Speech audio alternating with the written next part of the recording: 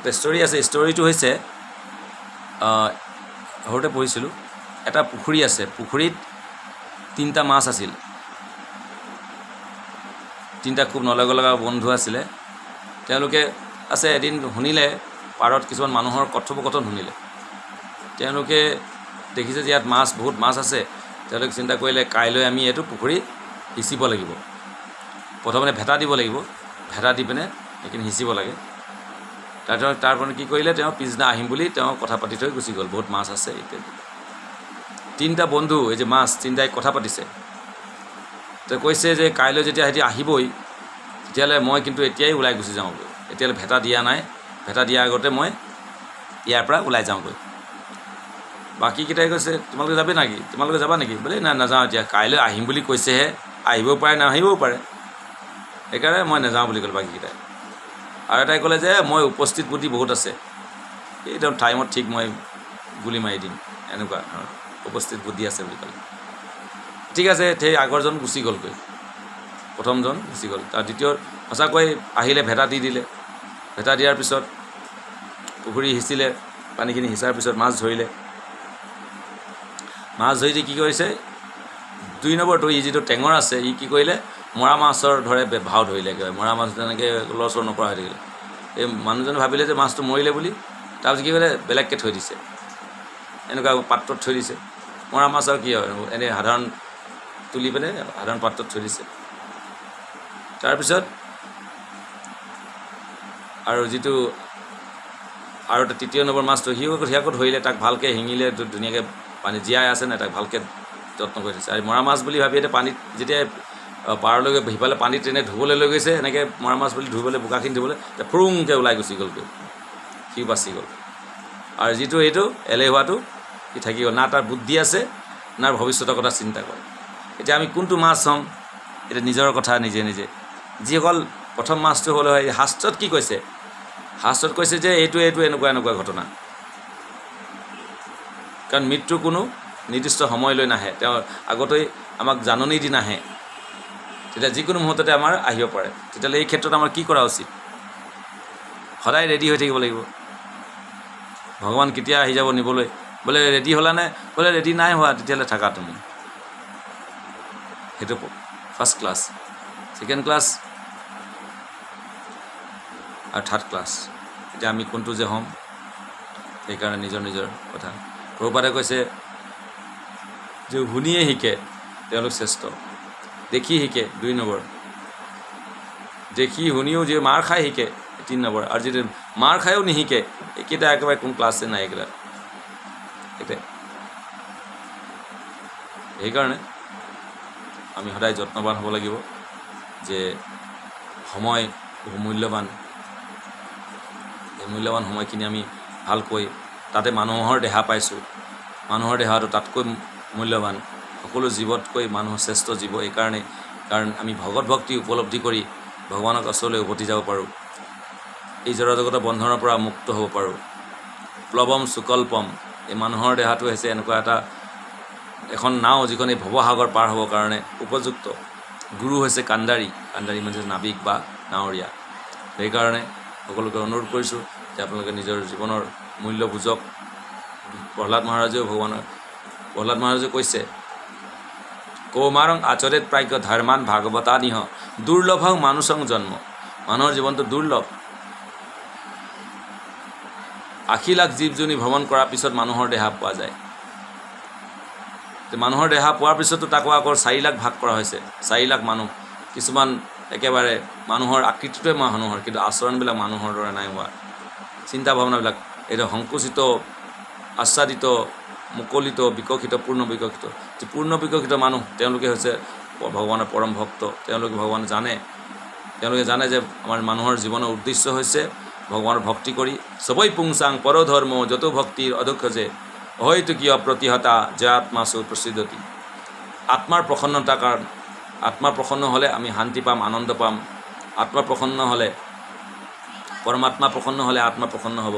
সেইকাৰণে মানুহৰ ধৰ্মই হৈছে সবৈ পুংসাং পৰধৰ্ম, শ্ৰেষ্ঠ ধৰ্ম হৈছে ভগৱানৰ আৰাধনা কৰা, অধক্ষজ ভগৱানৰ। সেই অধক্ষজ কোন বুলি কৈছে? বাসুদেৱে ভগৱতী ভক্তি যোগ প্ৰয়োজিত।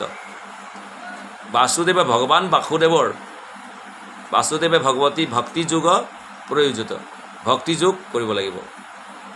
বাসুদেৱে ভগৱতী ভক্তিযোগ প্ৰয়োজিত, অনুষ্ঠান কৰিব লাগিব, ভক্তি কৰিব লাগিব, ভক্তি কৰিব লাগিব। বাসুদেৱে ভগৱতী ভক্তিযোগ কি হ'ব? এতিয়া জনয়াতি, জন্ম হ'ব। কি জন্ম হ'ব? কেতিয়া হ'ব? আশু, অতি শীঘ্ৰেই জন্ম হ'ব। কি? জ্ঞান আৰু বৈৰাগ্য নামৰ দুটা সন্তান জন্ম হ'ব। ভক্তি কৰিলে, বাসুদেৱৰ প্ৰতি ভক্তি কৰিলে বা সেৱা কৰিলে কি হ'ব? জ্ঞান আৰু বৈৰাগ্য নামৰ যমজ সন্তান দুটা জন্ম হ'ব। জ্ঞান আৰু বৈৰাগ্য। জ্ঞানং চ যত অহৈতুকম, অহৈতুকী ভক্তি কৰিলে তেতিয়া এনেকুৱা ধৰণৰ জ্ঞান আৰু বৈৰাগ্যৰ জন্ম হ'ব। তো সেইটোৱে আমি ইয়াত পাইছোঁ। সেইকাৰণে যে আমাৰ জীৱনৰ যে প্ৰকৃত উদ্দেশ্য ভগৱত প্ৰাপ্তি, ধৰ্ম চ অনুষ্ঠিত পুংসাং বিশ্বক্ষেনে কথাযুত ন উৎপাদয়ে যদি ৰতিং শ্ৰম এবৈ কেৱলম। ভগৱানৰ প্ৰতি যদি প্ৰীতি উৎপাদন নাই হোৱা তেতিয়াহ'লে আমাৰ শ্ৰম এবলৈ কেৱলম। তাৰপিছত 9 নম্বৰ শ্লোকত কি ক'লে?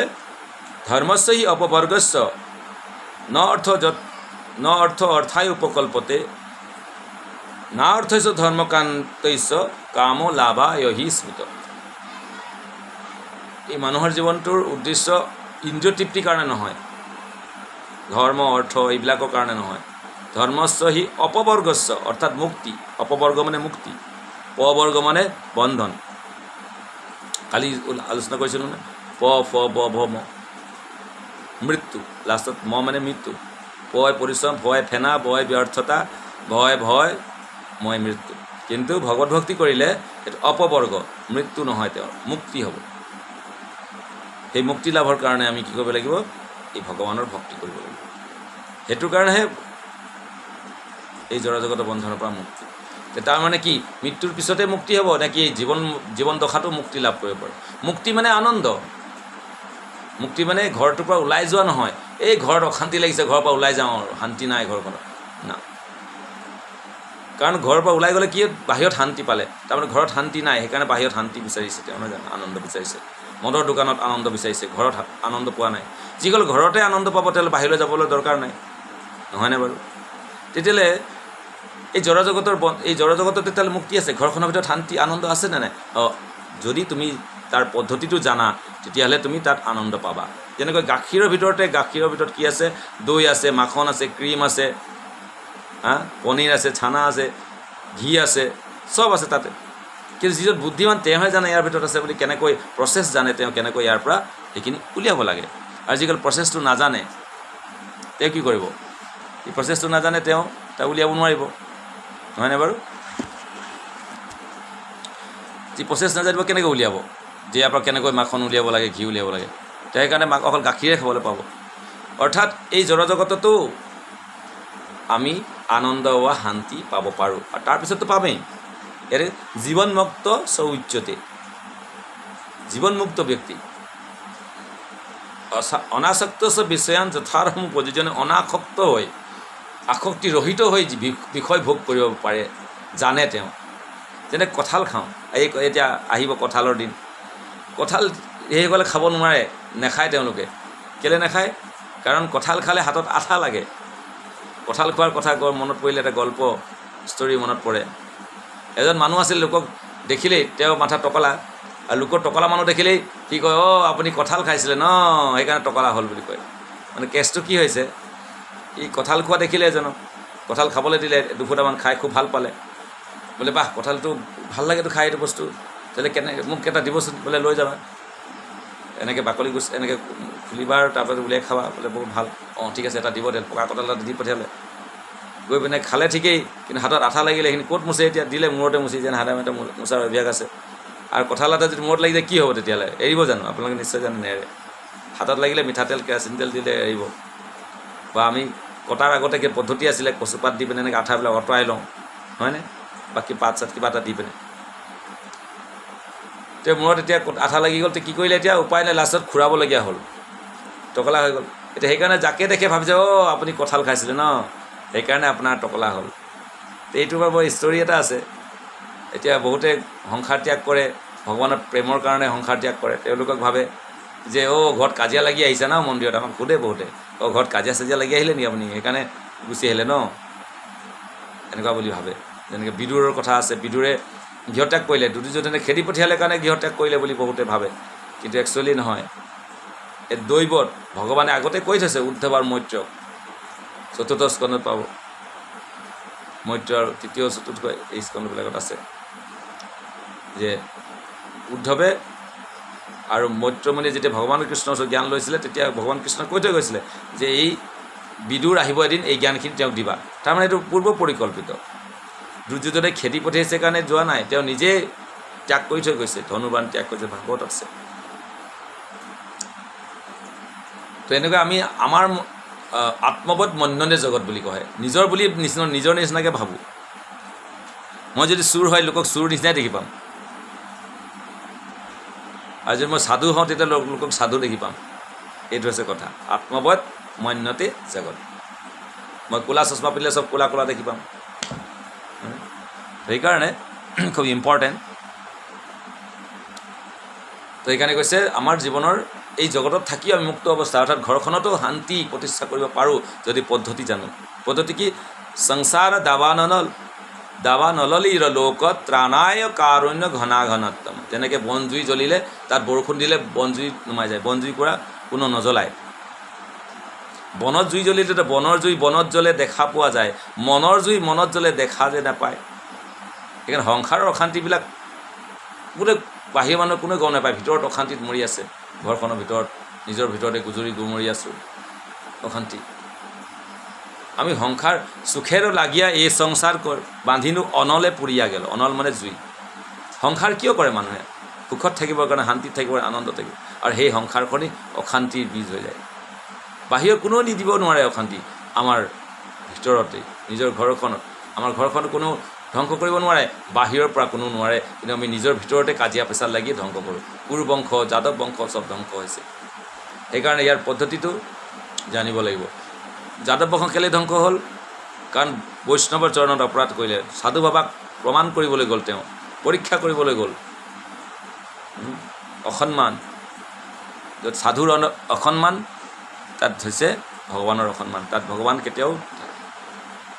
দুৰ্যোধনৰ পক্ষ কি হ'ল? তাহাঁতৰ যে ভগৱানক অপমান কৰিলে, পঞ্চপাণ্ডৱক দ্ৰৌপদীক অপমান কৰিলে তেওঁলোকে, অপৰাধ, ডাঙৰ অপৰাধ। সেইকাৰণে পূৰাপূৰি হবংকে ধ্বংস হৈ গ'ল। এই ইতিহাসৰ পৰা আমি শিকিব লাগিব যে কি কৰা উচিত, কি কৰা অনুচিত। এই জগতত থাকি আমি শান্তি পাবলৈ হ'লে কি বোলে? সেইকাৰণে কৈছে প্ৰাপ্তস্য কল্যাণ গুণাৰ নৱস্য বন্দে গুৰু চৰণাম। এজন গুৰুৰ কৃপাত, ভগৱানৰ কৃপাতহে একমাত্ৰ ঘৰত শান্তি স্থাপন হ'ব পাৰে।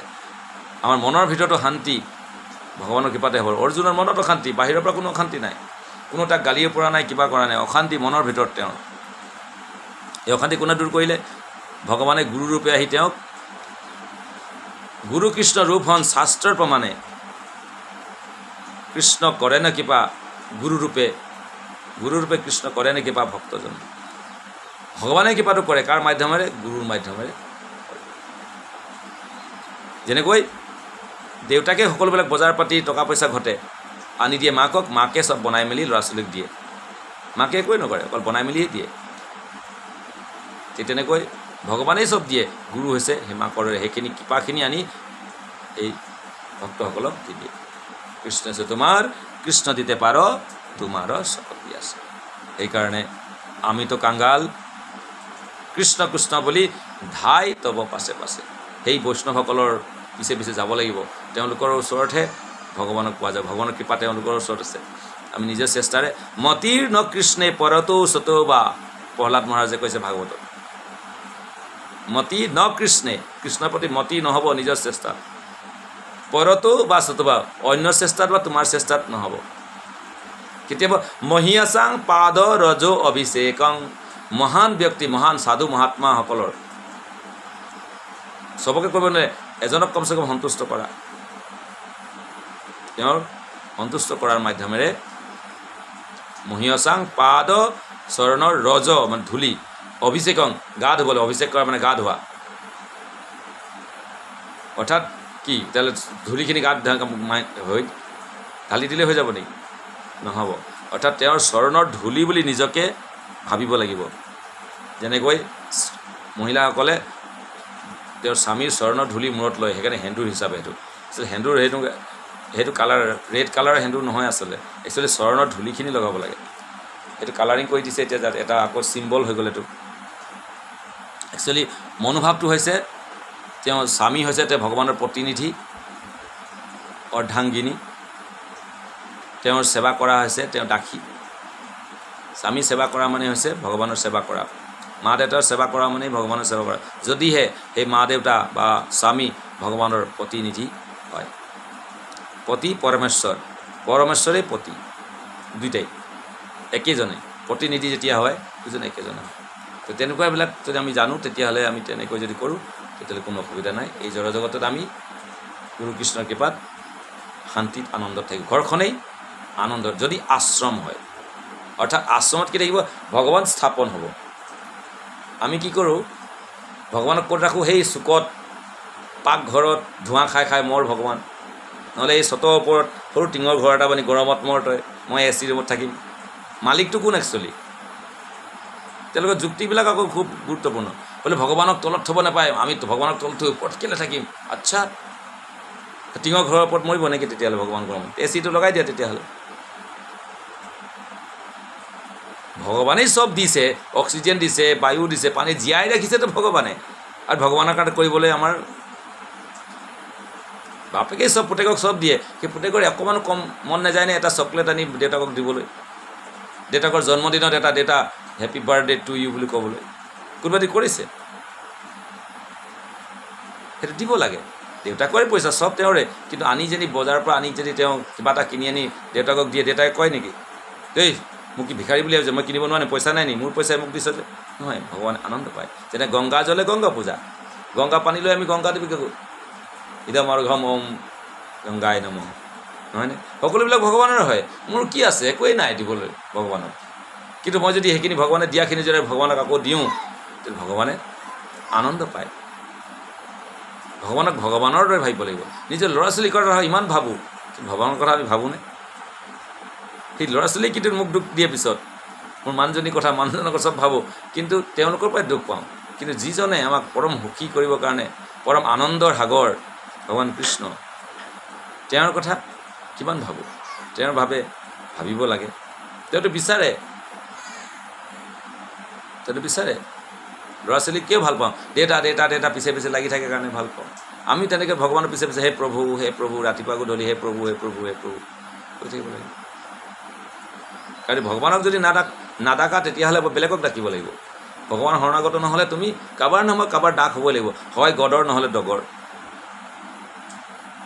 দেখিব ৰাতিপুৱাই শুই উঠি ব্ৰহ্মমুহূৰ্তত ভগৱানৰ আৰাধনা, গডৰ আৰাধনা কৰে। তেওঁ কি কৰে? ৰাতিপুৱাই শুই উঠি কুকুৰটোক, সেইটো কৰ্ম কৰিব লাগে বাৰু, ঠিক আছে, কুকুৰ পুহিছা কিবা কৰিছা, কিন্তু সেইটো ৰাতিপুৱা ব্ৰহ্মমুহূৰ্ততে কৰিব লাগিব।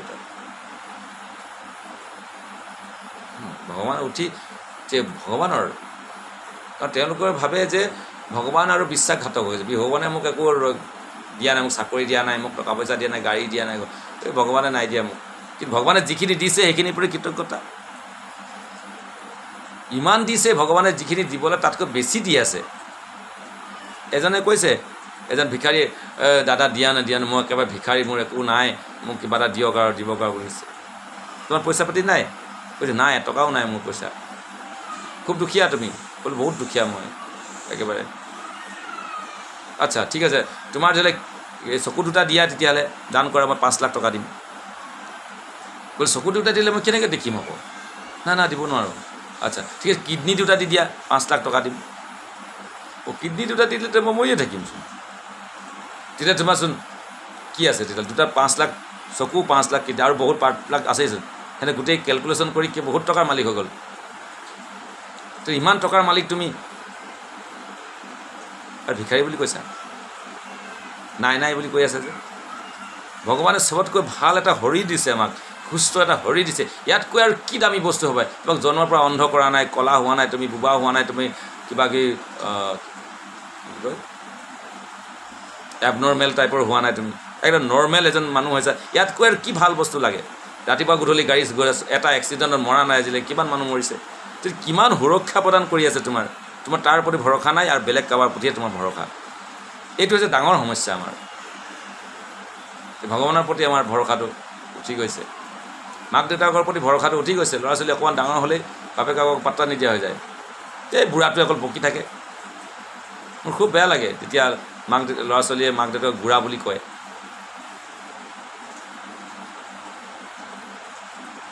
যথাৰ্থ নহয় এইটো। দেউতা বুলি মাতিবলৈ কি অসুবিধা আছে? আমাৰ এগৰাকী সৰু ভক্ত আছে,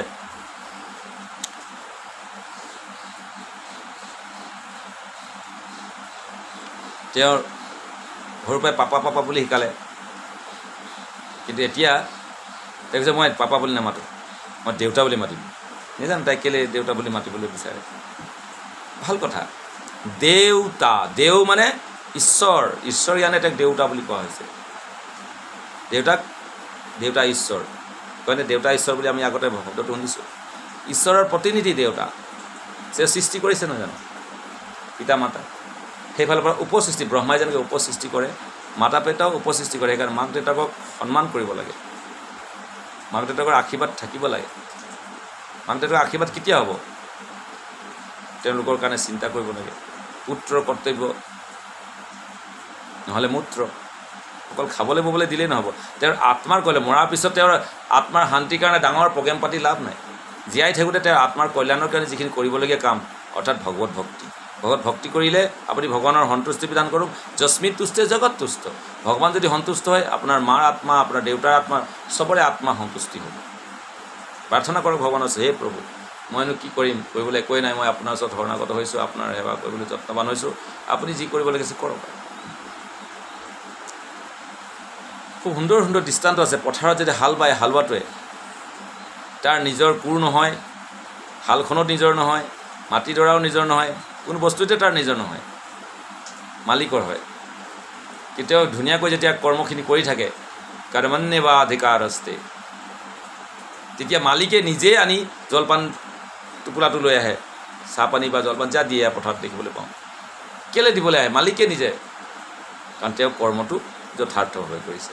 পথাৰখন ভগৱানৰ, গোটেই জগতখন ভগৱানৰ, চব বস্তুৱেই ভগৱানৰ, আমি জাষ্ট হালোৱাটোহে। এতিয়া কৰ্মখিনি তুমি কৰিব লাগে, চব বস্তু যোগাৰ দি দিছে। যৎ কৰোচি যৎ স্নাসি যজোচি যদাসি যৎ যৎ তপস্যাসি কৌন্তেয় তৎ কুৰুষ মদৰ্পণম। তুমি যি কৰা মোৰ উদ্দেশ্য কৰি কৰা নাই। তোমাক কি সংসাৰ ত্যাগ কৰিবলৈ কৈছে? নাই কোৱা নাই, সংসাৰতে থাকা। স্থানে স্থিতা শ্ৰুতিগতাং তনুৱাং মনোভি, যি স্থানত আছে সেই কৰ্মটোকে কৰা, কিন্তু উদ্দেশ্যটো সঠিক কৰা, নিজৰ আত্মতৃপ্তিৰ কাৰণে নহয়।